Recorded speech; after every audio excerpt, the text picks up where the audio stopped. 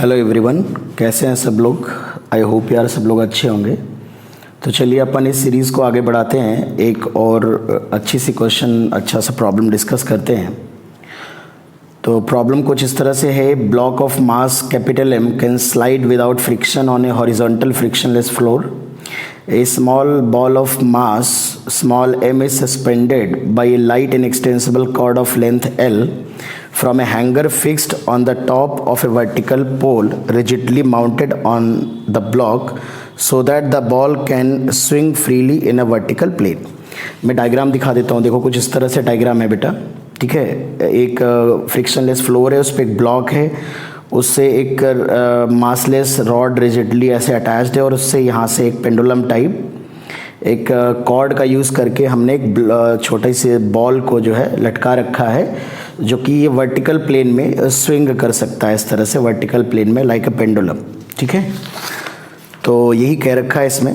तो इन्होंने फिर बोला है कि when the block is held fixed, मतलब जब ये ब्लॉक जो था, ये वाला ब्लॉक ये फिक्स्ड है, तब क्या है, when the block is held fixed, the period of small amplitude oscillations of the simple pendulum consisting the ball and thread is T0.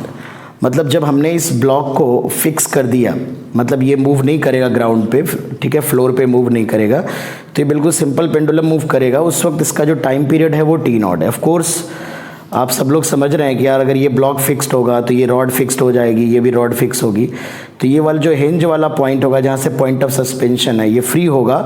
तो जब टाइम पीरियड जो होगा वो T0 जो गिवन है वो डेफिनेटली 2π/L/g होगा, ठीक है ना, सिंपल पेंडुलम की तरह मोशन होगा। चलिए प्रॉब्लम कंप्लीट कर लेते हैं। तो इन्होंने कहा कि the period of small amplitude oscillation of the pendulum consisting the ball and thread is T0, ठीक है। जब हमारा ब्लॉक फिक्स्ड है तब T0 है, ठीक है।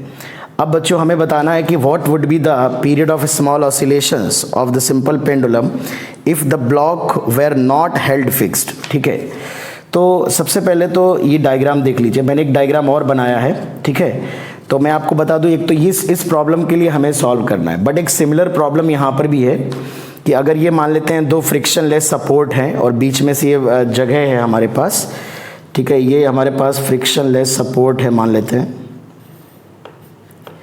और फिक्स सपोर्ट है, और ये एक ब्लॉक है, उससे एक स्ट्रिंग लटकी हुई है, और अगर इसको स्मॉल डिस्प्लेसमेंट कर दिया जाए जब ये इस पे मूव करने के लिए फ्री हो, तो ये दोनों प्रॉब्लम बिल्कुल सिमिलर हैं, दोनों का आंसर भी सेम आएगा और एक तरीके से सॉल्व होते हैं, ठीक है। तो चलिए मैं नेक्स्ट शीट में सॉल्व करता हूँ। तो क्वेश्चन ये कहा गया है कि जब ये ब्लॉक फिक्स था तब जो टाइम पीरियड था वो T0 था, लेकिन अगर ये ब्लॉक फ्री हो ग्राउंड पे ऑसिलेट करने के लिए, ग्राउंड पे फ्रिक्शनलेस फ्लोर पे मूव करने के लिए, तो स्मॉल एम्पलीट्यूड के लिए जो ऑसिलेशंस के जो टाइम पीरियड होगा जो ऑसिलेशंस का वो कितना होगा। तो चलिए मैं नेक्स्ट शीट में इसको सॉल्व करता हूँ। देखिए किस तरह से हम इसको अप्रोच करेंगे। तो सबसे पहले तो बच्चों बहुत सिंपल बात है, जो मैंने कहा कि व्हेन ब्लॉक, ये टाइम पीरियड आएगा व्हेन ब्लॉक इज़ फिक्स्ड, ठीक है, ब्लॉक इज फिक्स्ड। सबसे पहले मैं इसको डिटेल मेथड में बताऊंगा, फिर लास्ट में मैं एक छोटी सी ट्रिक या कह लो एक जुगाड़ टाइप कुछ बात बताऊंगा, जिससे आप डायरेक्टली इस तरह के क्वेश्चन में दोबारा अप्रोच कर सकते हैं, ठीक है। सबसे पहले तो बेटा अगर आपको याद हो तो सिंपल पेंडुलम की मैं एक याद दिलाना चाहूँगा कि आप सिंपल पेंडुलम किस तरह से सॉल्व किया करते थे। तो दो तरह से सॉल्व करते थे। अगर मैं मान लूँ सिंपल पेंडुलम है और ये जो पॉइंट ऑफ सस्पेंशन है ये फिक्स्ड है, ठीक है, और ये लेंथ L है, ये मास M है, तो एक तो हम एंगुलर SHM के जैसे ट्रीट करते थे। उस वक्त हम रीस्टोरिंग टॉर्क निकालते थे जो कि थीटा के डायरेक्टली प्रोपोर्शनल होता था। ऑफ कोर्स एक माइनस साइन चाहो तो लगा सकते हो, ये डायरेक्शन को रिप्रेजेंट करता था, रीस्टोरिंग नेचर को। और लीनियर यहाँ से अगर मैं इस तरह से लिखता हूँ तो इसका जो टाइम पीरियड हम लोग लिखा करते थे 2π/I/K। I moment of inertia होता था और K is the torque constant, ये SHM के लिए टॉर्क कांस्टेंट, टॉर्क की इक्वेशन की प्रोपोर्शनलिटी कांस्टेंट जो आता है। लीनियर SHM के जैसे अगर हम ट्रीट करते हैं तो जो रीस्टोरिंग फोर्स होता है वो -kx, हालांकि जब हम फोर्स मेथड लगाते हैं तो माइनस कैलकुलेट होके नहीं आता, माइनस बेसिकली डायरेक्शन को, रीस्टोरिंग नेचर को रिप्रेजेंट करता है। तो इट इज़ अंडरस्टूड अगर डिस्प्लेसमेंट के अपोजिट है फोर्स तो माइनस साइन अपने आप जस्टिफाई हो जाएगा। यहाँ से हमको k मिलता था और ये force constant of the SHM कहलाता था, और अगर ये वाला k हमें मिल जाए तो हम टाइम पीरियड 2π/m/k करते थे। अब पेंडुलम को जब हम सॉल्व करते थे तो आपको याद होना चाहिए कि अगर मैं इसको very small angle theta displace कर दूं, ठीक है, कैसे सॉल्व करते थे मैं एक रिवाइज करवा रहा हूँ क्योंकि इसी से रिलेटेड वो भी प्रॉब्लम है। तो पहले आप इसको एक बार रिकॉल कर लीजिए। इस पे mg लगता था आपका, ठीक है, और ये टेंशन लगता था। और अगर मैं टॉर्क से कर रहा हूँ तो mg के दो कंपोनेंट करूँगा, ये एंगल थीटा होगा और ये देखने में एंगल थोड़ा ज़्यादा लगेगा बट ये एंगल बहुत छोटा है क्योंकि स्मॉल एम्पलीट्यूड के लिए बात हो रही है। स्मॉल नहीं, इनफैक्ट वेरी स्मॉल कि अगर हम कह सकें तो वेरी स्मॉल एम्पलीट्यूड में क्या होता है बेटा कि ये जो ऑसिलेशन होता है वो एम्पलीट्यूड इतना छोटा होता है कि जो आर्क लेंथ होता है ये ऑलमोस्ट स्ट्रेट मान सकते हैं। Because straight to and fro motion होगा तभी हम उसे सिंपल हार्मोनिक मोशन कह सकते हैं। तो angular SHM in this case is considered to be simple harmonic motion only for very small amplitude, ठीक है। तो ये एंगल बहुत छोटा होगा बेटा। तो ये mg साइन थीटा और ये mg कॉस थीटा आएगा, ये mg कॉस थीटा आएगा and this force will be mg sine theta. तो mg साइन थीटा का रिस्टोरिंग टॉर्क आएगा टेंशन और mg कॉस थीटा का टॉर्क नहीं आएगा। तो आप देखिए रिस्टोरिंग टॉर्क जो आता था हमें माइनस साइन अंडरस्टूड है बिकॉज हमने एंगल क्लॉकवाइज लिया है और टॉर्क एंटी क्लॉकवाइज आ रहा है। तो mg sine theta into L ये टॉर्क आएगा और थीटा अगर बहुत छोटा है तो साइन थीटा को थीटा लिख सकते हैं, mg एल इंटू थीटा लिख लेते थे। यहाँ से टाइम पीरियड आता था 2 पाई अंडर रूट ये k हो जाएगा, torque equal to k theta. तो k up 2 pi under root I upon k, तो moment of inertia ml square हो जाएगा पार्टिकल का इसके अबाउट, l रेडियस हो जाएगी अपॉन k mgl। तो इसको सिंप्लीफाई कर लेते थे बेटा तो टाइम पीरियड आ जाता था 2 pi under root l by g, जो सब लोग जानते हो, ठीक है।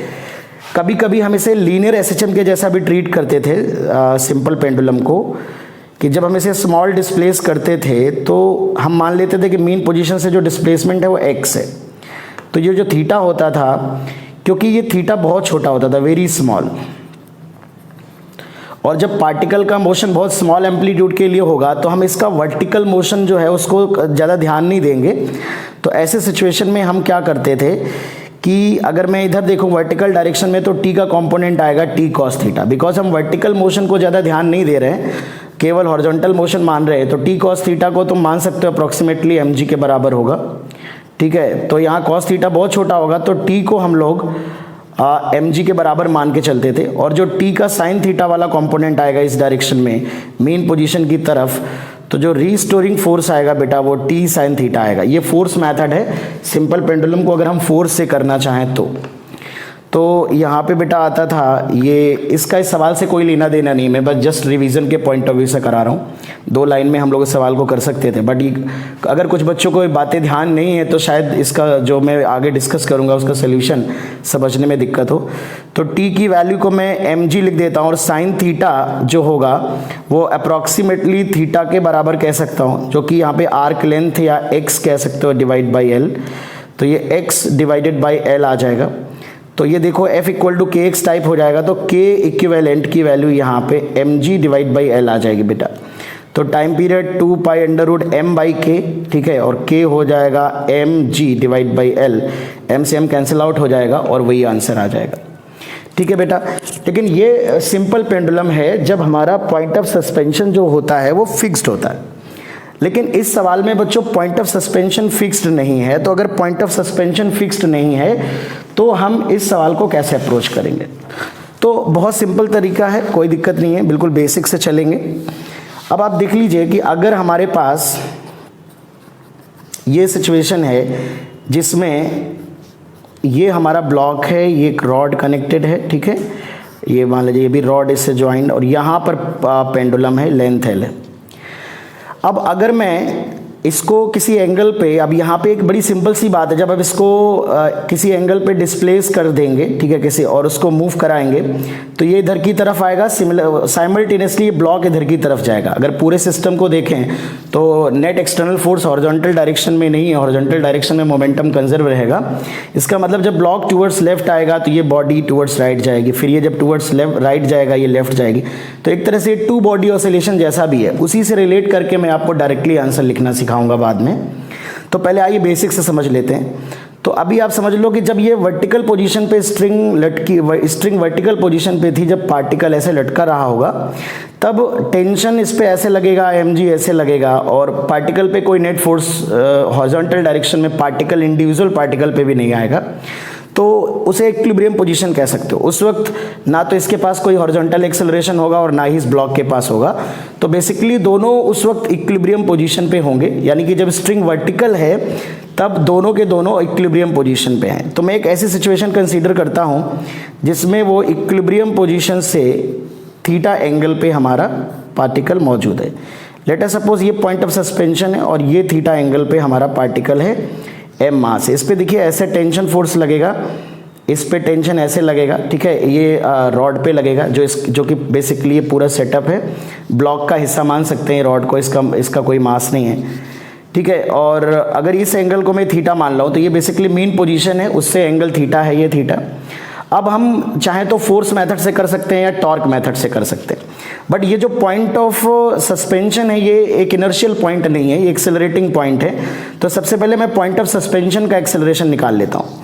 तो अगर आप देखेंगे तो यहाँ पर बेटा ये पूरा सेटअप फिक्स्ड है और ये इस तरह से है, और इस पे जो टेंशन लग रहा है वो ऐसे लग रहा है, ये एंगल थीटा है, तो इस डायरेक्शन में जो आएगा वो t साइन थीटा आएगा। अच्छा, हम बेसिकली स्मॉल ऑसिलेशन के लिए सॉल्व कर रहे हैं, तो हमें हॉरिजॉन्टल मोशन से मतलब है, वर्टिकल से बहुत ज़्यादा मतलब नहीं है। तो इसका जो हॉरिजॉन्टल डायरेक्शन में इस मोमेंट ऑफ टाइम पे एक्सेलरेशन होगा वो मैं निकाल लेता हूँ, वो होगा t sine theta divided by capital mass इस पूरे सेटअप का, ठीक है ना। इस पॉइंट का एक्सेलरेशन भी वही होगा पॉइंट ऑफ सस्पेंशन का। तो अगर मैं इस पॉइंट के रिस्पेक्ट में देखूंगा तो इस ब्लॉक का जो मोशन आप कह सकते हो वो इस पॉइंट के रिस्पेक्ट में आपको ऑसिलेट करता हुआ दिखेगा। तो इसके रिलेटिव में अगर मैं इस पार्टिकल का फ्री बॉडी डायग्राम बनाऊंगा तो एक तो इस पार्टिकल पे mg लग रहा होगा, ठीक है, और एक टेंशन लग रहा होगा, और एक लगेगा इस पे सूडो फोर्स जिसकी वैल्यू होगी m इंटू ए, एक्सेलरेशन इस पॉइंट का होगा, ठीक है, क्योंकि मैं इसके रिलेटिव में अब फ्री बॉडी डायग्राम बना रहा हूँ। तो ये जो सूडो फोर्स की वैल्यू है ये इस m इंटू एक्सेलरेशन की वैल्यू हो जाएगी t sine theta divided by capital M, ठीक है।